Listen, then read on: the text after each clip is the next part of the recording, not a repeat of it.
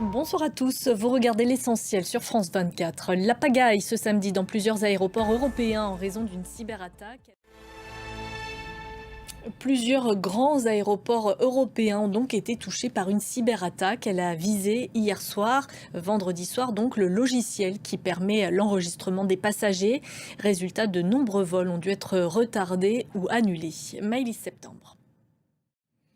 La guerre en Ukraine à présent et cette nouvelle attaque massive de drones et de missiles russes, ils ont visé plusieurs régions ukrainiennes la nuit dernière. Au moins 3 personnes ont été tuées. Jean Barrère.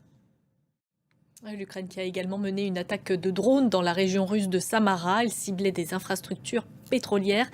4 personnes ont été tuées. La guerre qui se joue également sur un tout autre théâtre, celui de la chanson. La Russie lançait ce soir son concours musical, l'Intervision.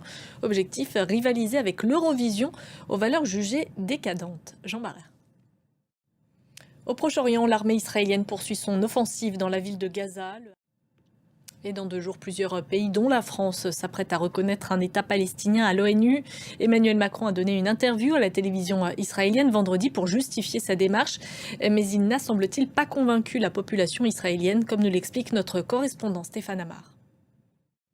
En France, 4 agresseurs présumés ont été mis en examen vendredi à Paris pour tentative de meurtre et tentative de vol. Leur cible, un influenceur. C'est loin d'être le premier à être visé par ce type d'attaque. En s'exposant sur les réseaux sociaux, les influenceurs sont devenus une cible privilégiée. Éric Pelletier. C'est ce week-end les journées européennes du patrimoine. On vous emmène pour l'occasion à bord de l'Orient Express, ce train de luxe légendaire qui reliait Paris à Vienne, Venise et Constantinople.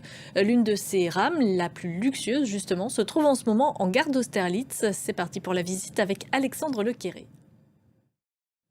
Et c'est la fin de ce journal. Merci à vous de l'avoir suivi. L'information continue sur France 24. Quant à moi, je vous retrouve dès demain.